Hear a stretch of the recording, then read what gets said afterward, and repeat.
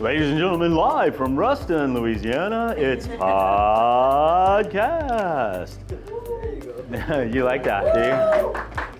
Oh, thank you so much for that encouraging speech. For those of you who don't know, we have our live audience is from a rehabilitation facility, and part of that is for us to be able to let you know that we're real people too, and that we have a good sense of humor, and that we're working on all sorts of our own issues here. And we thought that this would be a great idea to be able to bring this format to the world because there's so much shame and there's so much stigma involved in addiction. And communities often shun people who are addicts. Oh, hey, how are you? Good. People often shun and have all sorts of opinions and ideas about who you are and what you are. They don't see you the way that we see you. I see you, as I said before, I see you guys as potential heroes of the future, right? Because I always say that heroes are defined by their struggles. Great heroes aren't people who have really great normal lives. Great heroes are the types of people who basically have fallen a lot and gotten back up many, many, many times before. So here at Nova Vital, we don't talk about you being like in a really sad, dark space. We talk about training the heroes of the future. And one of the topics with regard to that is how we do so much service in our recovery. That's just one of the trademarks of people who've been, who are recovering, is that they end up taking on lives of people who help other people. And so today's topic throughout the Nova Vital community today is service. We're on the 23rd of the month. That always means Service Day. And I wanted to give a shout out to our tribal council, your leaders. There's the 3 men and 3 women who come together twice a week in order to look at you all's concerns and you all's issues and to bring issues forward to us. And last week they were the ones who were they wanted to help us have better guidelines so that we could continue to be able to mix in a coeducational kind of format, which has been, can be seen as problematic, right? We're here to get our recovery, not here to pick up people or to have a date with people. And in a lot of ways, we just, there's a lot of natural kind of chemistry that occurs with people because when we get off of drugs and alcohol, there are a few things that happen to our bodies. We start feeling better, number 1. We start feeling frisky, number 2. We don't have our drug. It's true. So you know it. So we don't have our drugs anymore, so we try to get our hit off of other people, right? And for us as a facility, when we try to bring to you the afternoon schedule, for us to do so many different things, male and female, it was counterproductive to the type of experience that we wanted to bring. We wanted to bring you tons of different things going on in the afternoon so that you had a choice in the and so that we could look at your treatment plans and say, this person needs relapse prevention, this person needs grief, this person needs some issues, has some trauma issues, this person has anger issues. We want to be able to very, very specifically target those things that you need. In order to do that, we need those slots in the afternoon, and that means that, and just like in the morning, you're with other people. But that means sometimes as a community, we're all together, especially in recreational therapy. And our tribal council came together and they were like, okay, well, what can we do to make sure that men act like gentlemen and women act like gentlewomen, or whatever that may mean, right? And so they asked me to come up with some guidelines with regard to that. And I want to throw these out at you, and I'll put them into the tribal community to see what they think about it. But, service begins long before you hold open a door to somebody else. It begins when you ask, does my behavior make other people feel safe? And I think that's the guiding factor here. Is my behavior making other people feel safe? And that's the foundation of any recovery community. So how do we treat one another? Recovery is not just about staying sober. Recovery is becoming the kind of person that other people feel safe around. So a gentleman is simply someone who leaves people feeling respected rather than used. So here are some rules, some guidelines for service work in your coeducational communities. Number 1, protect, don't pursue. If someone is emotionally vulnerable, protect them, don't pursue them. Protect them, don't pursue them. Number 2, Start noticing other people's boundaries. If someone seems uncomfortable, back off. Don't make them explain why. Just respect should never require persuasion. Leave people better. Number 3, ask yourself, after talking with me, does this person feel better or do they feel more confused? Number 4, don't make someone else your recovery.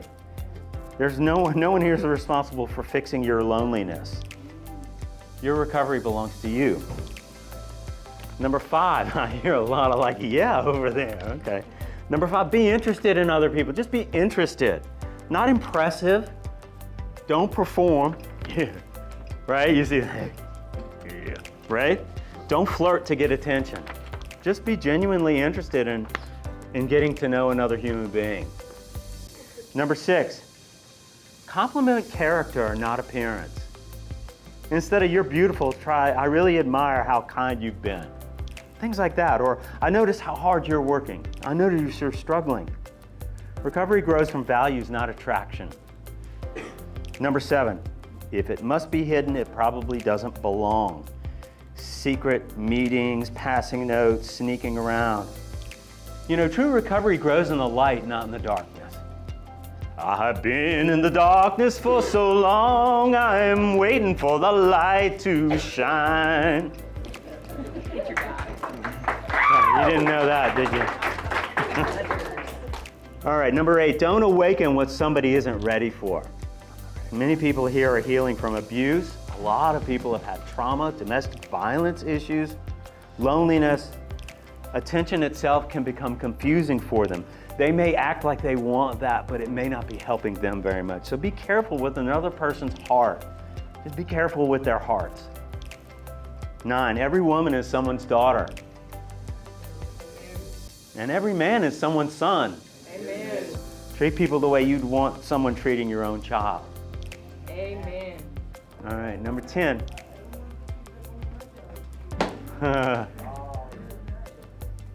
All right, leave your ego out. Recovery isn't a dating competition, and you don't need to win attention. You need to become trustworthy. So, for the men, a gentleman listens more than he talks. He doesn't interrupt. He doesn't stare. A gentleman doesn't make sexual jokes. He doesn't pressure somebody. He accepts no pretty immediately, and he helps without expecting anything back. He protects the vulnerable. He keeps his word, and he walks away before becoming inappropriate. So, remember, gentlemen, strength is making other people feel safe. And for the women, respect yourself first. Communicate honestly. Avoid games and mixed signals. Don't use flirtation to gain security. A woman of value values character over attention, and she protects her own recovery. She encourages healthy boundaries, and she treats everyone with dignity. Self-respect teaches other people how to treat us. And I love that. Self-respect teaches other people how to treat us. If you remember nothing else, remember this. Don't ask, can I get away with this? Ask, does this help the other person's recovery? Yeah, because we're all in this together, guys. We're all in this together on all of this. So that's just some thoughts on that, and we can codify that, or we can put this in some kind of document to kind of help us, guide us along in other communities as they struggle with some of these same issues. We'll see this continually in all this. It's just a reminder. And it's not to feel ashamed about yourselves in any way. That's the last thing. And it's not to punish you in any way. You guys have been ashamed enough. You've been punished enough. This is an experience of you recovering you and your individuality and all the great things about you that I always say recovery is the greatest adventure you haven't taken, and that's the adventure to truly get to know why you're here. What's your purpose? What's the meaning for your existence going forward? So, as an act of service today, I would hopefully give to you your self-respect and your ability to make other people feel safe today. All right. You know, I think one of the jokes on that is like we all want to we're all up for service, and then you look at the chore list, right? And you're like, well, not that one. Anyway, before we get into anything further on this, first of all, how's everyone doing? Are y'all okay? We all right today? Give us a Rustin cry. Come on, Rustin. I don't know what that means really, so whatever. Speaking of which, we have Kaylee now. Come on up, Kaylee. Oh, that's an inappropriate. Oh, grab that microphone for just a second. Someone had a piece of artwork they wanted to show. Where is that? You don't want to show that piece, have you? Who's got it? So, no, don't get on camera, please. All right, so. There's no. Oh my. There, Kaylee does an artist in recovery program as well. What this is? Yeah, she doesn't do it anymore, but I'm having you look at it. That's all. Do you know what this is? Yeah, I know what it is. She asked me when I knew what it said. I said love. She's like, no. It says respect everyone. All right. It's definitely about boundaries. Anyway, a little inside joke here on all that. But we do a lot of art programs here, and you'll find a part of our webcast is that we will bring you pieces of art from that, and Kaylee will be willing to do that for us. Kaylee, it's great seeing you. Thanks for inviting me. All right, bye-bye.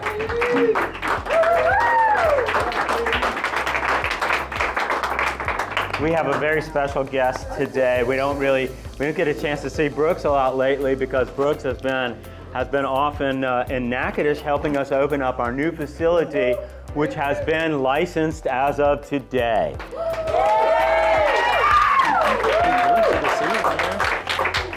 So tomorrow we open the doors officially to our second residential facility in Louisiana, which is just awesome. That's pretty impressive. Put a lot of work into it. A lot of work. So you've been our absent parent for a little bit of a while. Do you want to tell everybody just a little bit, catch us up on what's been going on over there?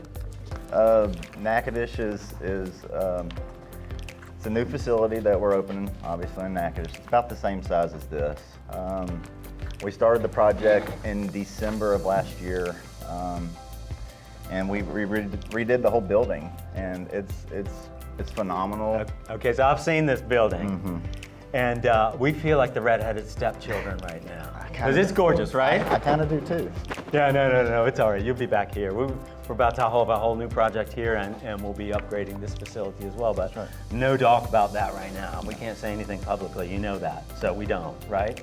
Correct. All right, so I'm gonna ask you a little bit about service, and I wonder, Brooks, what the word service means to you, because it's service day here. Service day. It's easy. It's putting somebody else's needs in front of mine. Okay, and was that something that you had, when was it that you realized that was something that you wanted to do or that you needed to do?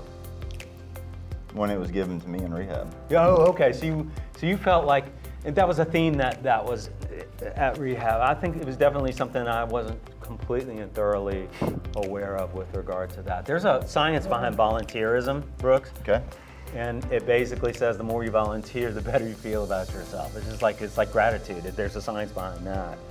So what are some of the acts of service at Nova Vital that clients may not always see? Because you're up front doing this work all the time. What kind of acts of service are the kinds of things that they don't see all the time? It's people like you and programs that we're developing to help put these clients in positions that they haven't been in a long time. It's also maintaining the building to high standards to help y'all be comfortable and just putting y'all in a position to where y'all can grow. And so there's a lot that goes on behind the scenes. There's a lot with the Louisiana Medicaid that we do. But these are all acts that typically y'all don't see. Yeah, like y'all spend a good deal of time like getting the paperwork together, making sure all the I's are dotted and the T's are crossed with all that. This is stuff that we do all the time. Also, with the Medicaid especially, these people are always trying to advocate for them to get some more time here because insurance companies don't love to pay for people to do anything. And so we advocate all the time without them seeing it or knowing that we're trying to get them what we feel that they need. No, absolutely. The Louisiana Medicaid, it's a great thing to have, but they definitely try to do the least. And so we have staff that works 24/7, 7 days a week. Maybe not 24/7, but 12 hours a day. They're fighting. They're they're doing service that can't be seen right now to get y'all more days and get you time. You know, a lot of insurances that y'all have, they want to cut days short because you may have been someplace before. Those are our acts of service that don't get seen. It's trying to fight for y'all and put y'all in a position, like I said, that y'all haven't been in before. Yeah, and I've been on texts and emails with you on it, with our nursing staff on it, with Phil and our tech staff on it about issues that arise here that people have to address at 2 o'clock, 3 o'clock, 4 o'clock in the morning. And we're not up during those hours like we used to be in the day, are we? No, So that's service, right? You're actually That is. doing something for someone else. That's right. So anyway, yeah, I mean, I think that there's a lot that goes on that people don't see. You know, within a community like this, and how can service, well, let's see, do you notice when you walk into the community whether they have a sort of service orientation or whether they're kind of in between it? Like I walked into the TV room and it was fully clean today. And I used that room as a counseling room as well, so I was very appreciative of that. I think you could tell. Yeah, for sure. I mean, the acts of service that y'all do for each other is what helps push this program. And the more service y'all get, and the more in a better position to be able to do that, and you actually do it, it's going to build confidence. It's going to show y'all that it's going to increase value and worth that we all struggle with right now. You know, so. But the reality of it is to get those things, you've actually got to think about somebody else other than us, and that's hard right now because everything is focused on y'all, and that is the most important thing. But there's going to be a time in the near future that you're going to be presented the opportunity to help the next person in line, or keep doing what you're doing, and that's where the next level of growth comes. Is when you want to help the next person in line. You know. Yeah, and I think, you know, people don't know about you that you coach too, which I think is kind of an act of service too in the community. See? Yeah, I coach a 4- and 5-year-old t-ball team. Yeah. Look, Tell us about that for a second, would you? Because you told me something the other day that was really cute. It was you're really gonna have funny. to remind me. It's definitely an act of service. It's my son's on the team, but it's something that I wouldn't have done 10 years ago because I wouldn't have been in a position to do it. And just doing that has provided things for me confidence-wise, and just makes me feel worthy that I'm helping people that I typically wouldn't. Yeah, no, not in the past. And I think, you know, for you also, fatherhood has been an act of service as well. You know, and I've seen you grow through all of those kinds of experience, and I admire you for that. I admire you for the other, and then I think you really come into the experience here with a tremendous amount of empathy for others, and you could be an administrator here and just do your job and walk out of here, but that is not you. No.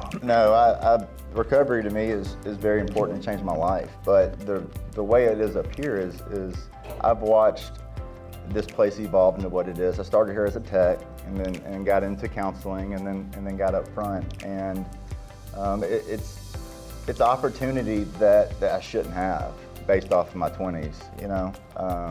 Well, I mean, shouldn't so should he have that opportunity? Should she have that opportunity? You see, I think that's getting us to a point where, no, you had a life experience and now this is your life experience, right? No, absolutely. There was a point where I didn't deserve it, right? Well, I mean, trust me when I say that.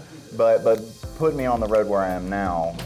It started with surrendering, all right, and then it got me to serve. Yeah, and then I think all of us, you know, well, no, for me, you know, like I worked on Wall Street, I had so many varied things, and then it happened, and it happened so hard and for such a long time, the bad stuff, that when I began my recovery, it wasn't like I could go back to any of the stuff that I was doing before this, and this kind of service provided an opportunity for me to use all of my creative stuff and all the stuff I used in the past. And if you hadn't had those experiences where you felt like, oh, I didn't deserve it, then you wouldn't understand what these guys are going through. So you had to go through that to get to here.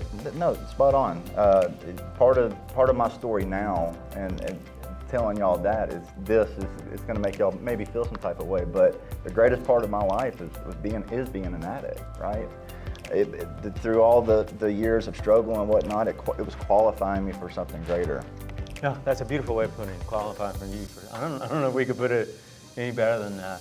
All right, Brooks, thank you for all the work that you do for all of these people. They don't even know how much you do, but I do, and I appreciate it. I don't get back here very much, and I don't get to see a whole lot, but I just wanted to take a moment to pay my respect to all y'all and what y'all are doing. I know how hard this is. I know the struggles associated with it, and I know a lot of y'all been doing this a long time. And so to get back into a spot like this and work in the program that Morgan's got and that we've developed, I got just a ton of respect. Y'all don't get that enough. This is the hardest thing potentially that a lot of y'all are going to do in y'all's life is get sober and stay sober. But if you can get on the other side of it, it is the greatest thing that'll ever happen. So anyways, respect to y'all. My door's always open. If y'all need anything, holler at me. All right, thank you, Brooks. Appreciate it. I'm double mic'd now for that. Thank you, Brooks. I really appreciate your time. Appreciate you. Wow. So we've looked at service now as from two different points of view. We've looked at it from the standpoint of how can I, as a client, help other people feel safe in this environment. And we've also looked at service as kind of giving back from the standpoint of once I recover, once I get somewhere, I don't slam the door on everybody else and just like, hey, it's a great life I have right now. Let's just move on with things and then forget where I came from. The sign of the greatest men and the greatest women are they never forget where they came from. And I think in so many ways, you don't know how proud that you can be of the experiences that you've had until you've been on the other side of them. I've heard some of you guys talk about this, and I'm gonna bring Holly up in just a second because I really want her to talk about her experience in that. But I've heard some of y'all talk about, and I've heard you all to the breaking point say things like, I just can't take this anymore. I just cannot take this anymore. And the thing about that, that's the moment. That's it. That's the point. Because you did take it. You haven't caught up with yourself yet. You all have that tremendous strength. When you think that you can't take it anymore or that it hurts too bad, that's when all the growth comes. So, and I don't like using terms that are kind of cliche or whatever, but don't quit before all the good stuff happens, guys. All right, I have tremendous respect for our counselors here. I love working with them, and I love being able to bring them on the show to be able to talk about their experiences. And I thought the perfect person to do that is Holly. Miss Holly, come on up.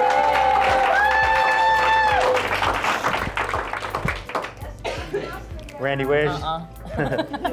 Here, you hold that. Hi. My Woody Woodpecker laugh. Hi, Holly. Hi. It's a pleasure to work with you because you're always so incredibly cheerful and optimistic, even at the worst moments. Like I admire that a tremendous amount from you. Does that come naturally for you, or No. is that something that you had to work into? It is definitely something I had to work into. I was probably one of the most negative people. Really? Yes. I was very glass half empty. Yeah. Oh my goodness. In my addiction, it was the world, poor pitiful me. I'm the victim of everything. Everybody was out to get me. And then it came after I had been in treatment for probably about 6 months. I'd been in treatment and finally was like, there's gotta be something better than this. And then it got better the longer I've been sober. So I got involved in some stuff. I got involved in some nonprofits. I got involved with finding my group. Yeah. You got your road dogs, the ones you ran with, and that's really important. I think that's an incredibly important thing to have as a group of people that you trust, because I think most of us don't trust. We come in here, it's very hard for us to trust people. There's a reason for that. There's a tremendous trauma that we have. So how do you begin to trust yourself so you can do things for other people? If you think the world is only out to get you, then it's very hard to get into a service mindset. Mm-hmm. Yeah. Oh goodness. So everything for me started whenever I got into treatment. So for me, whenever I started having a positive attitude and started getting into service and really thinking that the world wasn't gonna fall down around me, I had a moment of clarity whenever I was in treatment. Yeah. Where I started to see things come into focus. I started to see my family communicate with me more. I started to see good things coming from my hard work. Once I had fully surrendered, like what Brooks was saying, I had fully surrendered to the fact that I was an addict and I was an alcoholic. Yeah. There was no hiding it anymore. It was, this is it. I've come to terms with it. But I started to see, instead of people shying away from me, more people started to come to me. Yeah. It wasn't like, the more negative I was and the more I started thinking, oh, poor pitiful me, I noticed that was whenever I was the most lonely. So when I started to surrender and accept that that was where I was in life, and I quit making excuses, and we talked about it in group today, I practiced honesty, like full transparency with everything. It was like that moth to the flame type thing. People started just coming to me, and it was people who were uplifting and encouraging. And I started to kind of feed off of that, and I was like, I want to be that for other people. Yeah. Does that make sense? So then whenever I started to do that, I don't know, blessings just started coming out of it. Yeah. So you started seeing the world in a more positive thing because you had positive people around you, and they're like, oh, look at this. This is really wonderful. And you're like, oh, I wouldn't have thought of that in the past, right? There's little things that happen every day that we just, there's that quote from Color Purple where she says, I think it pisses God off when we walk past the color purple and we don't notice it. Because God's trying to please us all the time, right? And we just walk by flowers and we're like, whatever. Oh my gosh, that's so true. So I had this one thing, y'all are gonna laugh at me and I don't care, it's fine. I was in Dallas with my sister and I was like thinking about myself, a childlike joy.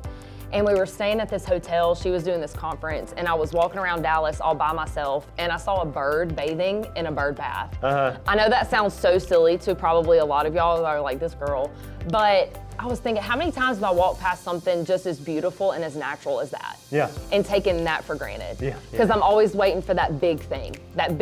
But I have totally missed the beauty that is naturally around me. Yeah. And once I started stopped taking advantage of that and started seeing the beauty that was around me instead of all the brokenness, it really changed my perspective.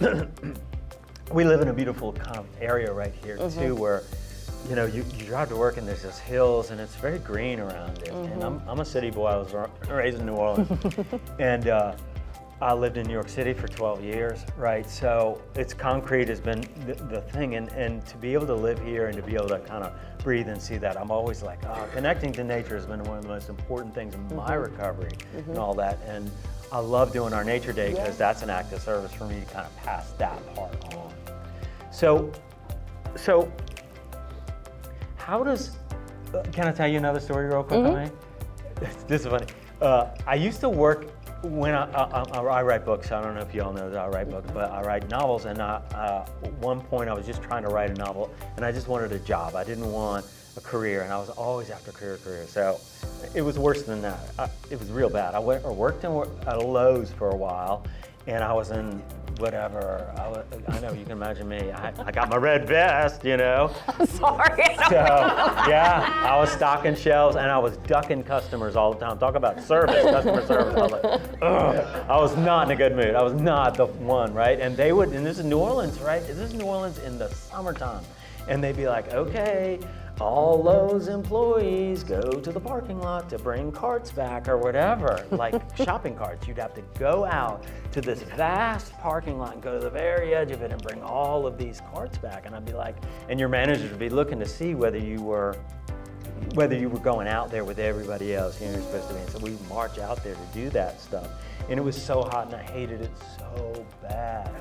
And when I got my recovery, one of the first acts of service, because I was trying to think of things to do to be of service, was to go to a Lowe's and just go one day and just take all those carts and bring them in. Because I know what it's like to be so tired at work and just so hot and so frustrated and so underpaid and so undervalued and all of that.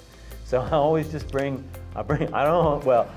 I often bring carts back, no matter where I'm in and anything, that's kind of a thing that I do to remind myself that I'm recovered from drugs and alcohol. Absolutely. So you have a story like that besides the bird? Yeah. Well, I mean, I worked, yeah, I do. I worked at Bed Bath & Beyond for a while, and I would similar do the cart thing, but mine really started even whenever I got into work. You know, my version of service work is to get involved in my community. That's what I do now to help me stay sober. I get involved. One of the things that I do Balkanville Hope.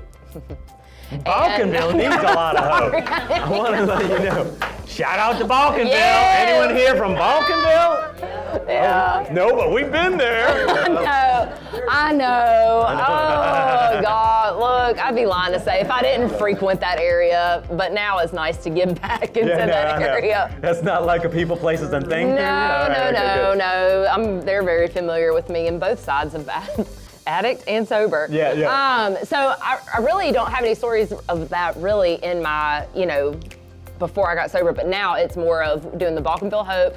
And like I said, I'm a part of the nonprofit, the Northeast Louisiana Cancer Foundation League. But a lot of what I do, part of my service work is to help me stay sober as I come to work every day. Yeah, honestly. And I want to tell one more thing about that. When I was doing program and when out there or whatever, I would hear in these meetings, they'd be like, oh, if you're a counselor, that's not enough service work. I'm like, you know what? It really is. No, it is. It is, because I don't want to do anything when I go home, because I have to take care of me. Yeah. Right? Because we give so much when we do this kind of stuff that it's like, okay, I'm going home, I'm not going to think about it. I'm not going to think about anything except for just taking care of myself for a little while. I got to take care of my needs in order to be good for this. Yeah. So.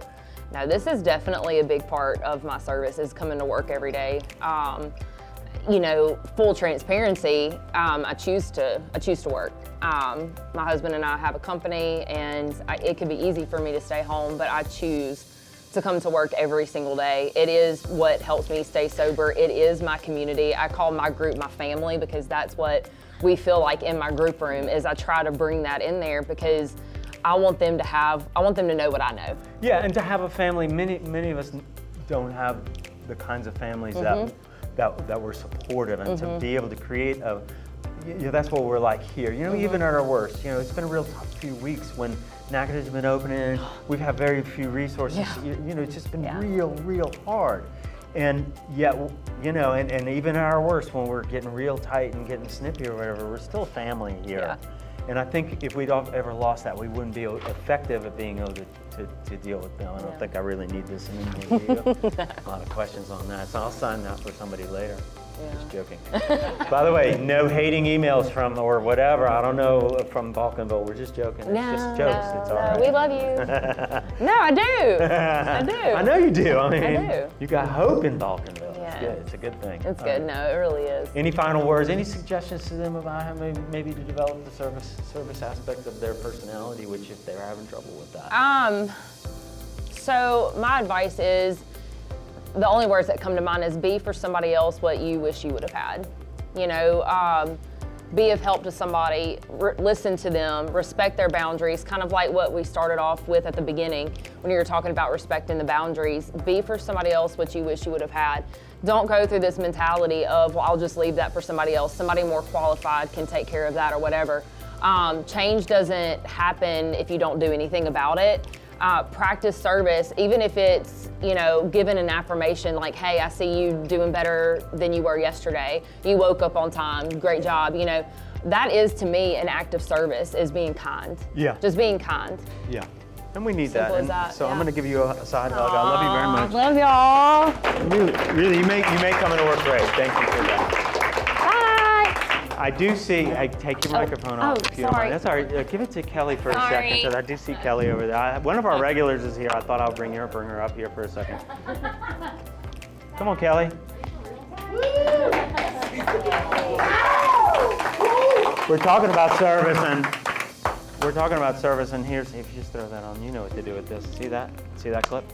We're talking about service, and this is one of the people that works in our front offices who basically is constantly trying to work with insurance companies to make sure that you get what you need and all of that. So, first of all, I think she needs a good round of applause from the people. How have your sessions been this week? Have you done anything? It's at 3 o'clock. 3 o'clock today. Tell them what's about to happen at Family Issues. What are you going to cover? Well, we're going to talk about, Closer to your mouth. There you go. Did you give me like that? Mm-hmm. we're going to talk about honesty, how it affects and relates to addiction and family issues, and how honesty plays a Restoring trust. and a all that. part in that. Yeah. Yeah. Good, good. All right, so looking forward to that at 3 o'clock. Any advice to these guys about service? Well, just reiterate what she said. I mean, treat people the way you want to be treated. I mean, we had some, there's a few hills that I'll die on, and that's the mistreatment of children, mentally challenged or special needs, and elderly. I mean, I'll die on all three of those.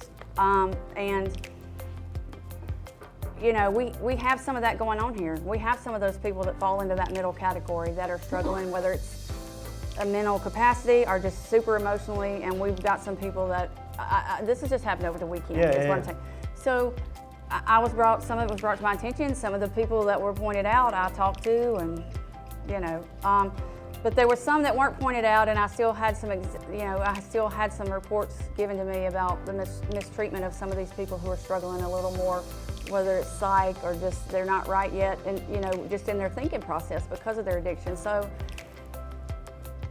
my main advice would be, just because somebody is slower than you, or you feel like you're smarter than them, or you are further along in your recovery, and you're irritable, I get it, you're in recovery, you're used to instant gratification and now, but some people are literally not capable of moving as fast as you are, or they have limitations on them that cause them to be not where you are in your recovery, even if they've been here the same time. So just be kind, be considerate. You know, you don't know what somebody's been through, and this is my advice. You never know what somebody's been through before they got here, what they're facing when they leave here. So always treat people with kindness and respect and the way you want to be treated, because you don't know what somebody else has been through and what they're struggling and trying to process. And you know, I'm a mirror of, you treat me and then I'm gonna treat you. Like, how are we gonna act today? Like, that's just kind of, I mean, but I just. No, I think you bring up a really good point with all of that, and I think, you know, if you are, as you are, if you're here, you're an addict, right? And we know what it feels like to be kicked down, to be persecuted, to be discriminated against, to be kicked to the curb, and to be thought, you know, people think, you know, we're better off dead, or that they've already counted us out. They basically said, well, expect them to die or whatever. You know what that feels like. So I just always kind of, and I have to tell myself this all the time, you know, the judgments need to kind of, if I'm having deep judgments about other people, it's generally this reason.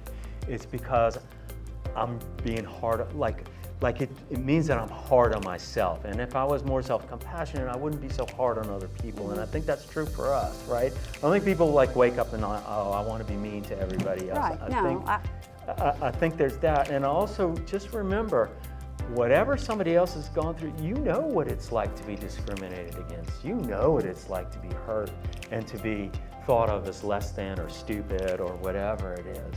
So as we recover, we learn not to put that back off on other people because we know how bad it feels for ourselves. That's recovery, and that's a good lesson to learn. And I think that's. I'm real glad you brought that up today. Thank you. I guess it's a miracle you came up to die. It sure is. It sure is. All right. Well, I love you, Kelly. I love take you care. too. Thank you. Oh, okay. I love you too. I don't know if I wanted to. We can hug. We're all right. All right. Thanks, Pearl. All right, so that closes us out for today. Thank you guys for being here today. 2 o'clock is Trauma Workshop. Love you guys. We'll see you later.